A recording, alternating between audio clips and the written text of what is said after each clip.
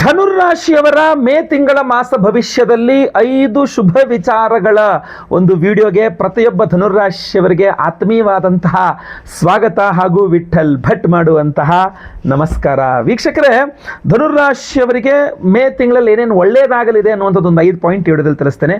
ಏನೇನು ಸಮಸ್ಯೆಗಳಾಗಬಹುದು ಅನ್ನೋಂಥದ್ದು ಎಚ್ಚರಿಕೆ ವಿಡಿಯೋ, ಅದು ಮತ್ತೊಂದು ಮಾಡ್ತೇನೆ ಖಂಡಿತವಾಗಿ. ಪ್ರತಿಯೊಬ್ಬ ಧನುರಾಶಿಯವರು ಬಹಳ ಇಂಪಾರ್ಟೆಂಟ್ ವಿಡಿಯೋ, ದಯವಿಟ್ಟು ಲೈಕು ಮಾಡಿ, ಶೇರ್ ಮಾಡಿಬಿಡಿ. WhatsApp, Facebook, messenger, Telegram, Instagram ಆ ಕಡೆ ಶೇರ್ ಮಾಡಿಬಿಡಿ. ಪ್ರತಿಯೊಬ್ಬ ಧನುರಾಶಿ ವಿಡಿಯೋ ರೀಚ್ ಆಗೋ ಥರ ಈ ಬಾರಿ ಬೇಗ ಮಾಡ್ತಾ ಇದ್ದೀನಿ ವಿಡಿಯೋನ. ಹಾಗೂ ವಿಶೇಷ ಪ್ರಶ್ನೆಗಳಿದ್ದರೆ ಕಮೆಂಟ್ ಮಾಡಿ, ನಾನು ಕಮೆಂಟ್ಸ್ನೆಲ್ಲ ಓದ್ತಾ ಇರ್ತೇನೆ. ಖಂಡಿತವಾಗಿ ಒಳ್ಳೆಯದಾಗಲಿ. ವಿಡಿಯೋ ಶುರು ಮಾಡೋಣ ಅಲ್ವಾ?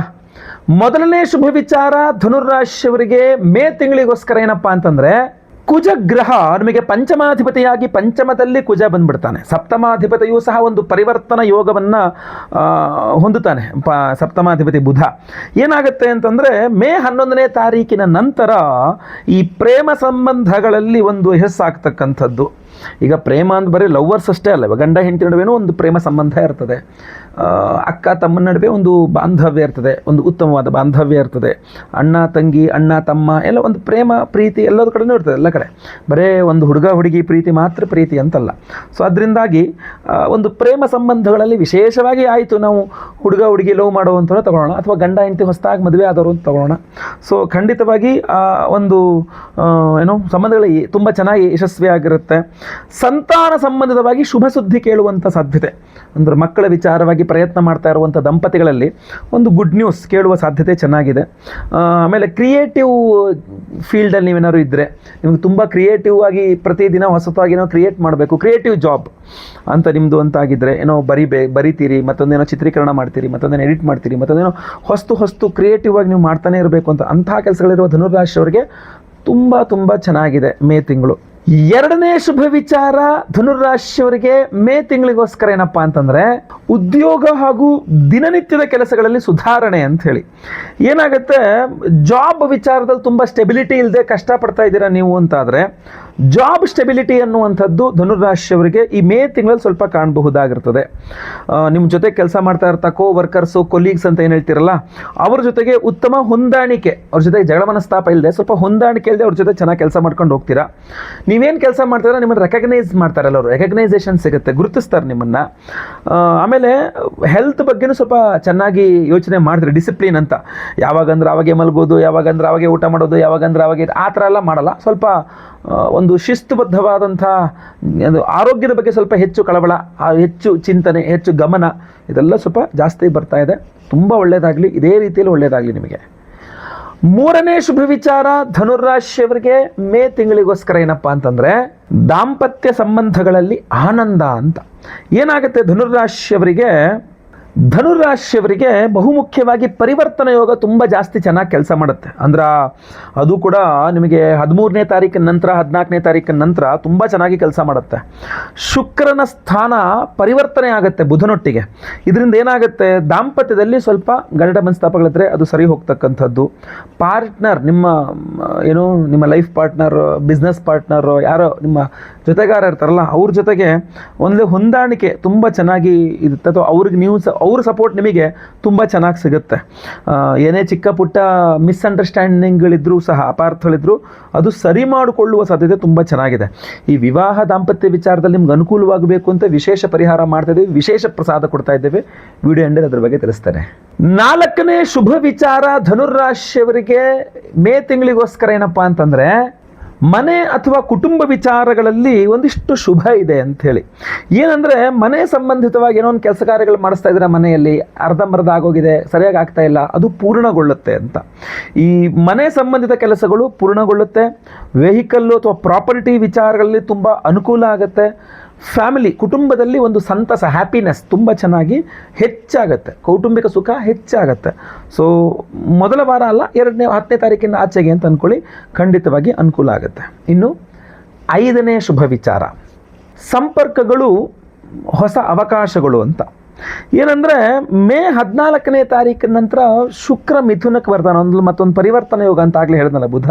ಇದರಲ್ಲಿ ಏನಾಗುತ್ತೆ, ನಿಮಗೆ ಹೊಸ ಬಿಸ್ನೆಸ್ ಪಾರ್ಟ್ನರ್ಸ್ಗಳು ಸಿಗ್ತಾರೆ, ಹೊಸ ಇನ್ವೆಸ್ಟರ್ಗಳು ಸಿಗ್ತಾರೆ, ಹೊಸ ಫ್ರೆಂಡ್ಸ್ ಸಿಗ್ತಾರೆ. ನೆಟ್ವರ್ಕಿಂಗ್, ಒಬ್ಬರಿಂದ ಅವ್ರ ಪರಿಚಯ, ಅವರಿಂದ ಅವ್ರ ಪರಿಚಯ, ಈ ನೆಟ್ವರ್ಕಿಂಗ್ ತುಂಬ ಚೆನ್ನಾಗಾಗುತ್ತೆ. ವಿದೇಶಕ್ಕೆ ಹೋಗ್ತಕ್ಕಂಥದ್ದು, ಫಾರಿನ್ಗೆ ಹೋಗ್ತಕ್ಕಂಥದ್ದು, ಅಥವಾ ಆನ್ಲೈನ್ನಲ್ಲಿ ಜಾಬ್ಸ್ ಆಪರ್ಚುನಿಟಿ, ಆನ್ಲೈನ್ ಮೂಲಕ ಬಿಸ್ನೆಸ್ಗಳು ಆಪರ್ಚುನಿಟೀಸು, ನೀವು ಇದ್ದಲ್ಲಿಂದನೇ ದೂರಕ್ಕೆಲ್ಲೋ ವ್ಯವಹಾರಗಳು ಮಾಡಿಕೊಡ್ತಕ್ಕಂಥದ್ದು, ವರ್ಕ್ ಫ್ರಮ್ ಹೋಮು, ಇಂಥದ್ದೆಲ್ಲ ತುಂಬ ಚೆನ್ನಾಗಿ ಕೆಲಸ ಮಾಡುತ್ತೆ ಧನುರಾಶಿಯವರಿಗೆ ಮೇ ತಿಂಗಳಲ್ಲಿ ಅಂತ ಕಂಡು ಬರ್ತಾ ಇದೆ.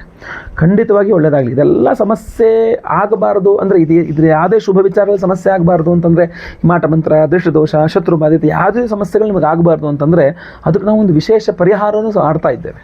ಅದನ್ನು ನೀವು ತಿಳ್ಕೊಳ್ಬೇಕು.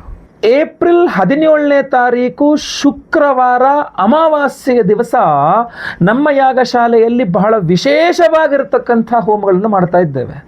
ನಿಮ್ಮೆಲ್ಲರ ಸಮಸ್ಯೆಗಳು ಪರಿಹಾರವಾಗಬೇಕು. ಅದರಲ್ಲೂ ವಿಶೇಷವಾಗಿ ನಿಮಗಿರುವ ಮಾಟ ಮಂತ್ರ ಸಮಸ್ಯೆಗಳಿದ್ದರೆ, ದೃಷ್ಟಿ ದೋಷದ ಸಮಸ್ಯೆ ಇದ್ದರೆ, ಶತ್ರು ಬಾಧೆಗಳು ಜಾಸ್ತಿ ಆಗಿದ್ದರೆ, ನಿಮಗೆ ಕೋರ್ಟು ಕಚೇರಿ ಸಮಸ್ಯೆಗಳು, ತೊಂದರೆ ಕೊಡೋರು, ಜಾಬಲ್ಲಿ ಸಮಸ್ಯೆ, ಗುರುಗಳೇ ಬಿಸ್ನೆಸ್ಸಲ್ಲಿ ಹಿಂಸೆ ಕೊಡ್ತಾರೆ, ಸುಮ್ಮನೆ ನಮ್ಗೆ ತೊಂದರೆ ಕೊಡ್ತಾ ಇದ್ದಾರೆ, ನೆಮ್ಮದಿಯಾಗಿರ್ಲಿಕ್ಕೆ ಬಿಡ್ತಾ ಇಲ್ಲ, ಮೇಲಿಂದ ಮೇಲೆ ಸಮಸ್ಯೆ ಕೊಡ್ತಾ ಇದ್ದಾರೆ, ಅದಕ್ಕೋಸ್ಕರ ಪರಿಹಾರ ಮಾಡ್ತಾ ಇದ್ದೇವೆ. ಯೋಚನೆ ಮಾಡಬೇಡಿ. ಭದ್ರಕಾಳಿ ಹೋಮವನ್ನು ಮಾಡ್ತಾ ಇದ್ದೇವೆ, ಮಹಾಭದ್ರಕಾಳಿ ಹೋಮ. ಭದ್ರಕಾಳಿ ಹೋಮದಲ್ಲಿ ಈ ವಿಶೇಷವಾಗಿರ್ತಕ್ಕಂಥ ಕೃಷ್ಣ ಕೀಲಕ ರತ್ನವನ್ನು ಎನರ್ಜೈಸ್ ಮಾಡಿ ಕೊಡ್ತೇವೆ. ನಿಮಗೆ ಉದ್ಯೋಗ, ವ್ಯಾಪಾರ ಅಥವಾ ಆರೋಗ್ಯ ಅಥವಾ ಎಲ್ಲೇ ಸಮಸ್ಯೆಗಳಿದ್ರೂ ಪರಿಹಾರವಾಗಬೇಕು. ಭದ್ರಕಾಳಿ ಹೋಮ ಇದನ್ನು ಯಾವ ರೀತಿಯಲ್ಲಿ ಬಳಸಬೇಕು ಹೇಳ್ತೇನೆ ನಿಮಗೆ. ಭದ್ರಕಾಳಿ ಹೋಮದ ಜೊತೆಯಲ್ಲಿ ಬಹಳ ವಿಶೇಷವಾಗಿ ಸ್ವಪ್ನೇಶ್ವರಿ ಹೋಮವನ್ನು ಮಾಡ್ತಾ ಇದ್ದೇವೆ. ಆ ಮಹಾ ಸ್ವಪ್ನೇಶ್ವರಿ ಹೋಮ ಬಹಳಷ್ಟು ಜನಕ್ಕೆ ಹೆಸರು ಗೊತ್ತಿಲ್ಲ. ಸ್ವಪ್ನೇಶ್ವರಿ ಹೋಮ ನಮ್ಮ ಹಳಬರಿಗೆಲ್ಲ ಗೊತ್ತಿದೆ, ಹೊಸ ವೀಕ್ಷಕರಿಗೆ ಗೊತ್ತಿದೆ. ಸ್ವಪ್ನೇಶ್ವರಿ ಹೋಮ ಎಷ್ಟು ಪವರ್ಫುಲ್ ಅಂದರೆ, ಈ ಕೃಷ್ಣ ಕೀಲಕ ರತ್ನವನ್ನು ಶುಕ್ರವಾರದ ದಿವಸ ಅಮಾವಾಸ್ಯೆ ಸ್ವಪ್ನೇಶ್ವರಿ ಹೋಮದಲ್ಲಿ ಎನರ್ಜೈಸ್ ಮಾಡಿ ನಾವು ನಿಮಗೆ ಕೊಟ್ಟಾಗ ನಿಮಗಿರುವ ಎಲ್ಲ ಬಾಧೆಗಳನ್ನು, ಅದರಲ್ಲೂ ಕೂಡ ಒಂದು ಇಂಟ್ಯೂಷನ್ ಪವರ್ ಸಿಕ್ಬಿಡುತ್ತೆ.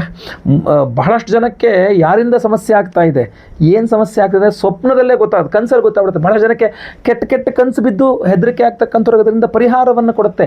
ನೆಗೆಟಿವ್ ಎನರ್ಜೀಸ್ ನಿಮಗೆ ಬರ್ದಂಗೆ ಇದು ಕಾಪಾಡುತ್ತೆ. ಯಾವ ರೀತಿಯಲ್ಲಿ ಕಾಪಾಡುತ್ತೆ, ನಿಮ್ಮ ಸೂಕ್ಷ್ಮ ಶರೀರ, ಆರಾ ಅಂತೀವಲ್ಲ, ಆರಾ ಸೂಕ್ಷ್ಮ ಶರೀರದ ರಕ್ಷಣೆ ಮಾಡ್ತಕ್ಕಂಥ ಒಂದು ರತ್ನ.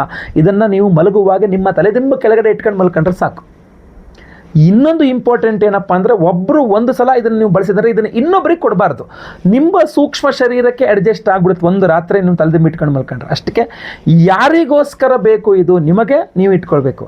ಇಲ್ಲ ನಿಮಗೂ ಬೇಕು, ಮನೆಯವ್ರಿಗೂ ಬೇಕು ಅಂದರೆ ನಿಮಗೆ ಯಾರ್ಯಾರು ಬೇಕು ಮೊದಲೇ ತಿಳಿಸ್ಕೊಂಡು ಸಂಕಲ್ಪ ಸೇವೆಗೆ ಅಷ್ಟು ಕೊಟ್ಕೊಳ್ಬೇಕಾಗುತ್ತೆ. ಒಂದು ಸಂಕಲ್ಪ ಸೇವೆಗೆ ಒಬ್ಬರಿಗೆ ನಾವು ಒಂದು ಕೃಷ್ಣ ಕೀಲಕ ರತ್ನವನ್ನು ಕೊಡ್ತಾ ಇದ್ದೇವೆ. ಅಷ್ಟೇ ಅಲ್ಲದೆ ಅವಿವಾಹಿತರಿಗೆ ವಿವಾಹ ಸಿದ್ಧಿ ಆಗಬೇಕು, ವಿವಾಹಿತರಿಗೆ ಅನ್ಯೋನ್ಯಸ್ಕ ದಾಂಪತ್ಯ ಜನ, ಗಂಡ ಹೆಂಡತಿ ಜಗಳ ಮನಸ್ತಾಪ ತಾರಕಕ್ಕೆ, ಗಂಡ ಒಂದು ಹೆಂಡತಿ ಒಂದು ತಲೆ ಕೆಳಗಡೆ ಇಟ್ಕೊಂಡು ಮಲ್ಕೊಂಡ್ರೆ ಗಂಡ ಹೆಂಡತಿ ಸುಖವಾಗಿರ್ತಾರೆ. ಆ ಜಗಳ ಮನಸ್ತಾಪಗಳು ಕಡಿಮೆ ಆಗುತ್ತೆ. ಗಂಡ ಹೆಂಡಿರ ಜಗಳ ಉಂಡು ಮಲಗುವ ತನಕ ಅಷ್ಟು ಕರೆಕ್ಟಾಗಿರ್ತದೆ, ನಂತರ ಚೆನ್ನಾಗಿರ್ತೀರಿ ನೀವು. ಸೊ ಆದ್ದರಿಂದ ಆ ದಾಂಪತ್ಯ ಸುಖವೂ ವೃದ್ಧಿಯಾಗಬೇಕು. ಕೃಷ್ಣ ಕೀಲಕ ರತ್ನ ತುಂಬ ಸಹಾಯಕ ಆಗುತ್ತೆ. ಗುರು ಶಾಂತಿ, ಶನಿ ಶಾಂತಿ ಸಹಿತ ಮಹಾನವಗ್ರಹ ಶಾಂತಿ ಹೋಮಗಳಲ್ಲಂತೂ ಇದು ಎನರ್ಜೈಸ್ ಮಾಡೇ ಮಾಡ್ತಾ ಇದ್ದೀವಿ. ಸಂಕಲ್ಪ ಸೇವೆಗೆ ಹೆಸರು ಕೊಟ್ಕೊಳ್ಳಿ. ಸ್ಕ್ರೀನಲ್ಲಿ ಕಾಣುವಂಥ ನಂಬರ್ಗೆ ನಿಮ್ಮ ಹೆಸರು, ಗೋತ್ರ ಗೊತ್ತಿದ್ರೆ, ನಕ್ಷತ್ರ ಗೊತ್ತಿದ್ರೆ, ರಾಶಿ ಗೊತ್ತಿದ್ರೆ ಬೇಗ ವಾಟ್ಸಪ್ಪಲ್ಲಿ ನಿಮ್ಮ ಹೆಸರು ವಿಳಾಸವನ್ನು ಕಳಿಸ್ಕೊಂಡ್ರು ಸಾಕಾಗ್ತದೆ. ಲೈವಲ್ಲಿ ನಿಮ್ಮ ಹೆಸರು ಸಂಕಲ್ಪ ಆಗುತ್ತೆ. ಅವತ್ತಿನ ದಿವಸ ಬೆಳಗ್ಗೆ ಲೈವಲ್ಲಿ ನಾನೇ ನಿಮ್ಮ ಹೆಸರು ಸಂಕಲ್ಪ ಮಾಡ್ತೇನೆ. ಎಲ್ಲ ಹೆಸರು ಸಂಕಲ್ಪ ಆಗೋದು ಲೈವಲ್ಲಿ, ನಿಮ್ಮ ಹೆಸರು ಸಂಕಲ್ಪ ಆಗೋದು ನೀವು ನೋಡ್ಕೊಳ್ಬಹುದು, ಕೇಳಿಸ್ಕೊಳ್ಬಹುದು. ಎಲ್ಲ ಹೋಮಗಳನ್ನು ನೀವು ಲೈವ್ ನೋಡಬಹುದು. ಹಾಗೂ ಎಲ್ಲ ಹೋಮಗಳ ಭಸ್ಮ, ಕುಂಕುಮಾರ್ಚನೆ, ಕುಂಕುಮ ಪ್ರಸಾದ ಸಹಿತ ಈ ವಿಶೇಷವಾದ ಕೃಷ್ಣ ಕೀಲಕ ರತ್ನವನ್ನು ನಿಮಗೆ ಸ್ಪೀಡ್ ಪೋಸ್ಟ್ ಮೂಲಕ ಕಳಿಸಿಕೊಡಲಾಗ್ತದೆ. ನೆನಪಿಟ್ಕೊಳ್ಳಿ, ಹೋಮ ಮುಗಿದೋಯ್ತು ಅಂದರೆ ನಂತರ ನೀವು ಫೋನ್ ಮಾಡ್ಕೊಂಡಿದ್ದು ಏನೋ ಚೆನ್ನಾಗಿದೆ ಗುರುಳೆ ನಂಗೆ ಬೇಕು ಅಂತನೋ, ಅಥವಾ ಒಂದೇ ಒಂದು ಪೂಜೆ ಕೊಟ್ಟಿದ್ದೀವಿ ನಮ್ಗೆ ಒಂದೇ ಒಂದು ಕಳಿಸಿದ್ದೀರಾ, ನಂಗೆ ತುಂಬ ಅನುಕೂಲ ಆಗಿದೆ, ನಮ್ಮ ಯಜಮಾನ್ರಿಗೂ ಬೇಕು, ನನ್ನ ಹೆಂಡತಿಗೂ ಬೇಕು, ನನ್ನ ಮಕ್ಕಳಿಗೂ ಬೇಕು, ನನ್ನ ಫ್ರೆಂಡಿಗೂ ಬೇಕಂತ ಇನ್ನೊಂದು ಕಳಿಸ್ಕೊಡಿ ಅಂದ್ರಲ್ಲ, ಕಳಿಸಲ್ಲ. ನಿಮಗೆ ಎಷ್ಟು ಬೇಕು ಈಗಲೇ ಸಂಕಲ್ಪ ಸೇವೆಗೆ ಹೆಸರು ಕೊಟ್ಕೊಳ್ಬೇಕು ನೀವು. ನಂತರ ಮುಗಿದ ಮೇಲೆ ಮತ್ತೆ ಅಂದರೆ ಖಂಡಿತವಾಗಿ ಆಗಲ್ಲ. ಸೊ ದಯವಿಟ್ಟು ಬೇಗ ಸ್ಕ್ರೀನಲ್ಲಿ ಕಾಣುವಂಥ ನಂಬರ್ಗೆ ನಿಮ್ಮಗಳನ್ನ ವಾಟ್ಸಪ್ ಮಾಡ್ಕೊಳ್ಳಿ. ಖಂಡಿತವಾಗಿ ಒಳ್ಳೆಯದಾಗಲಿ. ವಿಡಿಯೋ ಇಷ್ಟರ ದಯವಿಟ್ಟು ಲೈಕ್ ಮಾಡಲಿಕ್ಕೆ ಮರಿಬೇಡಿ. ಪ್ರತಿಯೊಬ್ಬರಿಗೂ ಈ ವಿಡಿಯೋ ನೀವೇ ರೀಚ್ ಮಾಡಬೇಕು. ದಯವಿಟ್ಟು WhatsApp, Facebook, messenger, Telegram, Instagram ಎಲ್ಲ ಕಡೆ ಸಾಮಾಜಿಕ ಜಾಲತಾಣಗಳಲ್ಲಿ ವಿಡಿಯೋನ ಶೇರ್ ಮಾಡಲಿಕ್ಕೆ ಮರಿಬೇಡಿ. ನೀವು ಸಬ್ಸ್ಕ್ರೈಬ್ ಮಾಡ್ಕೊಂಡಿಲ್ಲ, ಯೂಟ್ಯೂಬಲ್ಲಿ ನೋಡ್ತಿದ್ರೆ ನಮ್ಮ ವಿಡಿಯೋನ, ನಮ್ಮ ಚಾನಲ್ ಸಬ್ಸ್ಕ್ರೈಬ್ ಮಾಡಿಕೊಂಡು ಬೆಲ್ ಬಟನ್ ಒತ್ಕೊಂಡು ಆಲ್ ಅಂತ ಮಾಡ್ಲಿಕ್ಕೆ ಮರಿಬೇಡಿ. ಫೇಸ್ಬುಕ್ಕಲ್ಲಿ ನೋಡ್ತಿದ್ರೆ ನಮ್ಮ ಪೇಜನ್ನು ಫಾಲೋ ಮಾಡ್ಕೊಳ್ಳಿ. ಇನ್ಸ್ಟಾಗ್ರಾಮಲ್ಲಿ ನೋಡ್ತಾ ಇದ್ರು ನಮ್ಮ ಪೇಜನ್ನು ಫಾಲೋ ಮಾಡ್ಲಿಕ್ಕೆ ಮರಿಬೇಡಿ. ವಿಶೇಷ ಪ್ರಶ್ನೆಗಳಿದ್ರೆ ಕಮೆಂಟ್ ಮಾಡಿ. ನಿಮ್ಮ ಇಷ್ಟ ದೇವರು, ನಿಮಗೆ ಇಷ್ಟವಾದ ದೇವರು ಯಾವುದು ಕಮೆಂಟ್ ಮಾಡಿ. ಮೇ ತಿಂಗಳಲ್ಲಿ ನಿಮ್ಮ ಇಷ್ಟ ದೇವರು ನಿಮ್ಮನ್ನು ಕಾಪಾಡಲಿ, ಖಂಡಿತವಾಗಿ ಒಳ್ಳೆಯದಾಗಲಿ. ನಿಮ್ಮ ಕಮೆಂಟ್ಸ್ನೆಲ್ಲ ನಾನು ಓದ್ತಾ ಇರ್ತೇನೆ. ಮುಂದಿನ ವಿಡಿಯೋದಲ್ಲಿ ಮತ್ತೆ ಪುನಃ ಸಿಗ್ತೇನೆ. ಎಲ್ಲರಿಗೂ ಸಹ ಒಳ್ಳೆಯದಾಗಲಿ. ಲೋಕ ಸಮಸ್ತ ಸುಖಿನೋ ಭವಂತು. ನಾರಾಯಣ ನಾರಾಯಣ ನಾರಾಯಣ.